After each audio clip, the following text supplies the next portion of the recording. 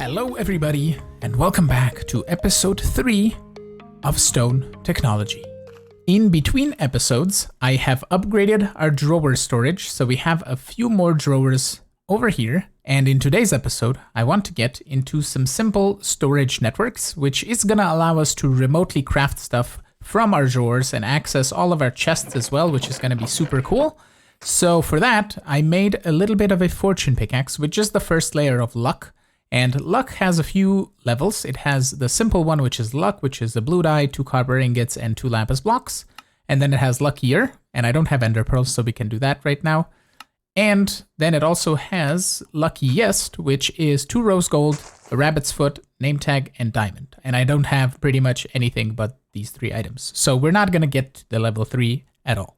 And the reason that I want at least a tiny bit of fortune or luck on our pickaxe is so we can get some quartz. And apparently I have this set up to excavate something weird. Excavate none. There we go. Okay, cool. Lots of XP and a bunch of quartz. And a stack. It should be enough. So if we toss it in here, we should be able to extract quartz blocks and we can get to some crafting. Firstly, we're going to make some basic storage cables. Or network cables even. Next, we're going to make some link cable. Some import cables. Some filtered import cables, and also some filtered link cables, and some export cables as well. The next thing that we need is a storage network root, which is kind of like our controller, I believe, in the network. And then we also need a storage inventory, like so. And we can turn that with a little bit of gold and some crafting tables into like a crafting storage inventory, which is called a storage request table. So what we can then do next is we can place a filtered link cable over here. And the reasoning being that we want to use the filtered cable is it has priority. So lower priority goes first. So if we set up a chest, let's say here on the side, for example, this one, we can turn it into a bigger chest, but for now it's going to be this. Why are you not linking though? Is it because you link to the top? Hold on. It doesn't show, but let's try it. We're gonna put the storage network root right over here, and then we're gonna put the storage request table right over here, and we should be able to see everything in our drawers, right? But not the chest. Can I see bronze? I cannot. Do you only link like to the bottom? Ooh, okay. It only links to the bottom. Right, okay, gotcha. So we can do one like this, and then we're gonna grab some network cable. We're gonna do it like this. And then over here, we're going to put it like that. And now we should be able to see everything. Yeah, we can see the bronze. And what we can then do is we can set up a priority 0 here. And then we're going to do priority 1 here. And then priority 2 here. So everything's going to go into their corresponding chest first. So we should have kind of sort of like filtering in the system. And we're going to upgrade this chest to a bigger chest in a moment. I have this iron chest over here, which we can actually just do this. Gonna drop a bunch of stuff, which is okay. And we can break this as well. Let's put this over here and then filter or toss everything inside. And we're just gonna upgrade this chest to an iron chest, diamond chest, and then the obsidian chest. So we have 2 obsidian chests for storage. We can toss everything. Basically is gonna go in here if we toss it through this, which really doesn't matter.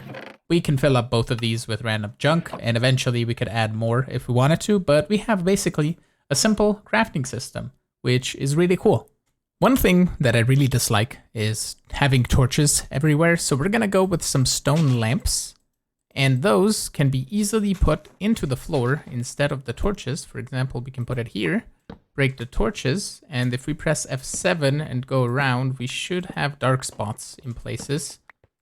Yeah, there we go. As we start breaking torches, we should see everything turning dark, and what we can do is we can easily put in some lamps and light everything up.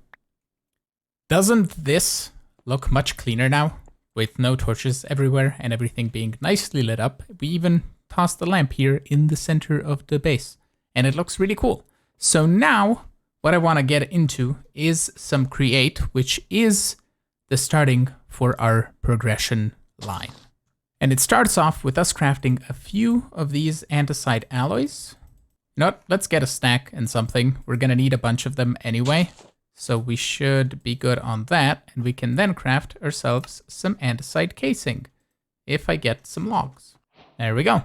The main item that we need from Create is the Chromatic Compound, and we need that to craft coke bricks and blast bricks so we can progress into immersive engineering and get steel and so forth. So to get Chromatic Compound, we need polished rose quartz, some glowstone, and some obsidian dust, which we all can get a little bit with some grindstone and a bit of rose quartz, which is redstone, and quartz, which we have. And we need to toss it in a superheated blaze burner with a blaze cake, a mixer, and then a basin, I believe it's what it's called. Yeah. So we need to get to this, but firstly, we need some rotational power. And I think a cool thing that I haven't done before is water wheels. Do 6 of them and see where that takes us. If we want to get the maximum amount of power from our water wheels, we are going to need some soul sand for some bubble waders. And I'm going to get 6 of that. And then we can set up the water wheels somewhere over there. We're going to have all the water wheels like this. I decided to actually make 7 in total. And then the soul sand, I believe, goes down here. And we need some water sources, like so. And then we need another layer over the top as well. This water wheel popped off. Why did you? Oh, it popped off because of this block, of course. No? The first thing that we're gonna need is a mechanical press, and let's see if we can get this guy working. I think we can also just do a depot, just so we can place some stuff on, and it should craft us some cool things. Mainly, we need 3 gold plates, so I need a little bit of gold, so we can get ourselves a wrench, and we can actually see what's going on with Create. So let's take this, put on the mechanical press, put on the depot, and then we can toss in this. And this will get us golden plates. With these plates, we can now craft ourselves a wrench. And I think with the wrench, we should be able to see how much stress is on everything. We still can't. There's an item. Isn't there goggles of sorts? There are these guys, engineer's goggles. That's what we need. We need another plate. Of course we do. We can now wear these goggles. And now we should be able to see what stress each thing is making. Okay, 160 SU at current speed. This is creating 320 each. Should be. Yeah, so we have quite a bit of stress units to go with.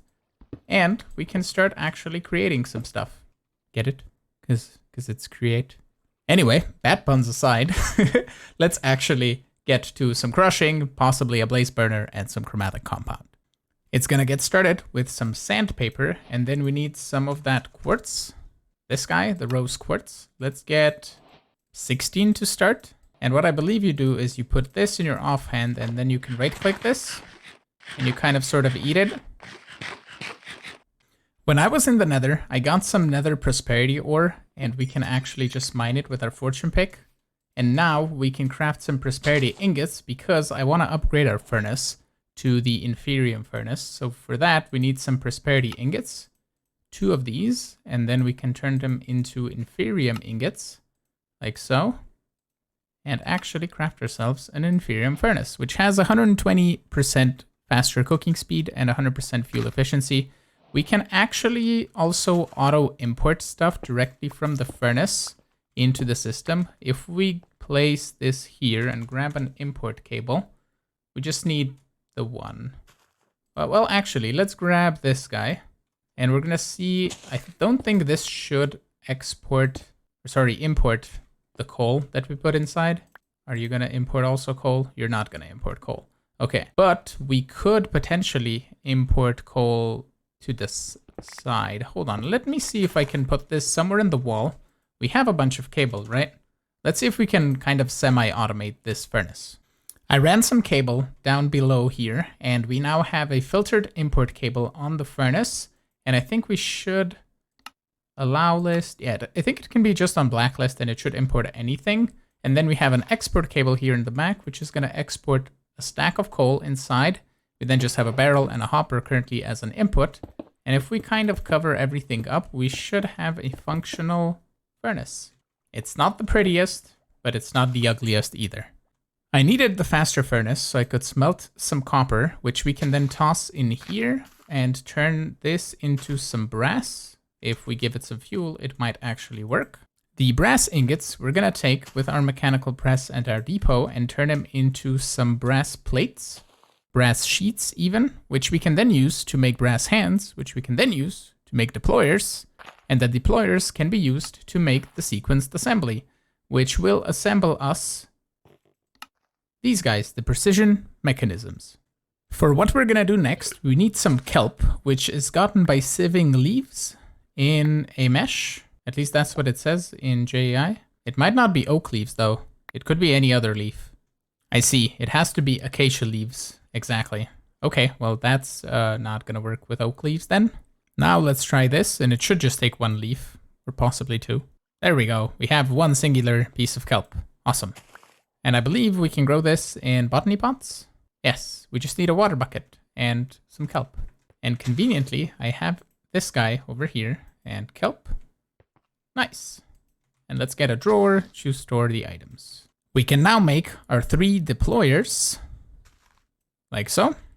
And now all I need is actually to wait for some kelp to grow. Actually, you know what we're gonna do? I threw these acacia leaves away. Let's save them, and actually while we wait, because we do have to wait anyway, let's just sieve them and we're gonna get some kelp out of it. The kelp we can turn into a mechanical belt, and we can use that to transfer some items underneath these 3 deployers. The only thing that I need is some sort of input and output. So we need 1, 2, 3, and then this long of a belt should be good enough, like so. And then deployers are gonna go like this on top of here. We need also some way to run all 3 of these. I think I can rotate them and they will run each other. There we go. If I place them like this, we should be able to link this shaft up to that. We can actually just use a belt actually. That should be easy enough. When we use this diagonally, ooh, I think it would have to be 1 higher. I need to have all of these drawers accessible by the storage network because I'm crafting things with logs and sticks and it should just be connected. So if I do this, will I see everything? So for example, kelp is the furthest away. Can I see kelp? I can. Okay, so that works. So I can just hide the cable in the floor and put this beneath, and that should work. And over here, I think I have a contraption that's gonna work for these deployers. And they are now out of sync for some reason. So basically, the way we have this contraption working is we're gonna toss some cogwheels in here, some large cogwheels in here, and then some iron nuggets in here. And they should all stop and wait for a gold plate, which I still have to craft, and we need to put the press somewhere back here.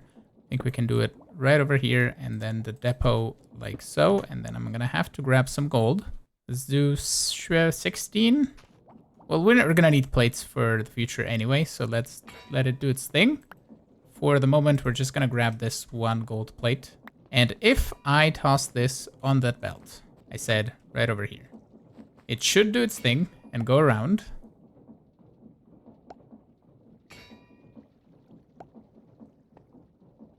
Hopefully, until I get a precision mechanism. And I totally misplaced this. We need a belt actually here, like so. And we can input a shaft here to get this turning. And then we're gonna put a shaft here, which isn't gonna work.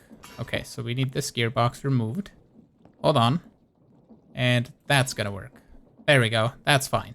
Okay, so if we toss this over here, it's gonna go around, get collected, get extracted, and I just need to wait for it to make 1 precision mechanism, and then I can apply a filter over here. So it's only gonna extract gold plates and leave the precision mechanism inside of the barrel once the entire process finishes. Here we have our first precision mechanism, and if we grab one of these filters, we should be able to add this and say deny list. So it's gonna extract everything but this, right? So if we toss this on top of here, can we not? Oh, we might need the brass filter. Yeah, the brass funnel can accept filters. Okay, we have, did we not make brass ingots? We have these in here, right? Yeah. Brass funnel, awesome. So if we then put this guy over here, we can easily add the filter right there. And if we then toss in the gold plates, they should all get extracted and one at a time get converted. I don't know if I have enough stuff for all of these, but we can craft more cogwheels and get more iron. I currently ran into the issue that I ran out of andesite, and there is a recipe in the mixer here, or compactor actually. We need a basin and a mechanical press, and then we can use lava, gravel, and flint, and we can make ourselves some andesite. From all the sifting that I did, I actually got enough uranium to make a uranium block, so we can melt cobblestone super quickly in the crucible now. So we're gonna do this, and this should start getting us lava, and we can toss in here our stack of gravel. I'm assuming we can use a hopper as well in here. Yeah, there we go. That should fill up with gravel and also the flint. And once we have a bucket of lava... Ooh, what are you making? No. It's making compressed gravel. Of course it is. We possibly should set up a recipe for this. Hold on. Bucket of lava, 1 gravel, 1 flint. Okay, it needed more, but we now have andesite. We can set up a recipe filter for that. Toss in gravel and flint, and it's doing its thing. Awesome. And now that we're heading into create, we can try and automatically pump the lava in as well. So we can grab a mechanical pump, and if we break this hopper, we should be possibly able to pump lava directly into the basin. If we add this guy over here, all we need is some cogwheels. Is that gonna pump lava? It is. Awesome. So what we can then do is specify the andesite filter, and then add in the hopper, and then add in this and this. And it should automatically start crafting us stuff. Yep. Nice. The only thing that I would need to now is extracting out of this. And I could possibly use the mechanical arm. That thing can pick up stuff from things, right? But that's also a lot of brass and precision mechanisms. I think I'll just leave this be and let it do its thing. I'm just gonna grab more flint. We managed to get 12 precision mechanisms, which we can turn into some brass casings with a few brass sheets.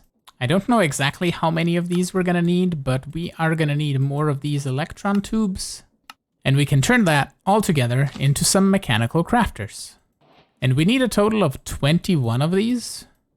Well, I'm gonna get 24 on accident. But we can set these up in a grid somewhere over here, for example, like so.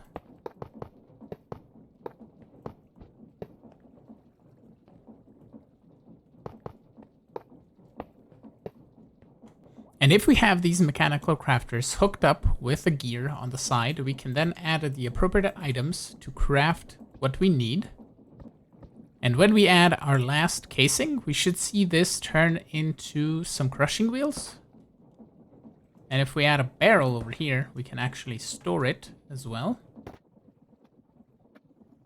There we go.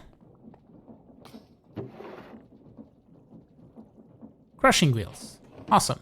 And if we do some magic with gearboxes, we can put this crushing wheel and this crushing wheel here, and they are gonna start grinding things once we toss them inside. I made some chutes, which we can then install underneath here on top of a barrel, and we can even right-click it with a wrench to make it nice and transparent. And we can go over here on top and apply a chute as well, and another barrel, like so. And now, if we then toss, for example, let's say iron in here, we should see it get crushed into some iron chunks, which we get a little bit more out of than if we would just smelt the iron directly. We get 100% of 1 crushed iron ore, and then we have a 30% chance of getting 2 extra, apparently, and a 12% chance of generating some cobblestone. And I'm sadly out of video time for today, so I did make a blaze burner, or an empty blaze burner, and in between episodes I'm gonna go find a nether fortress in the nether, and we can actually right click this onto a blaze so we can get a full blaze burner, and we can actually get to the chromatic compound, make some steel, and progress into immersive engineering. So with all that being said, I want to thank you all so much for watching. I am really hoping you enjoyed today's episode. If you did, make sure to smash that like button, and you can also subscribe to get notified of when my new videos go live, and I will see you all in the next episode. Have a good one. Bye-bye.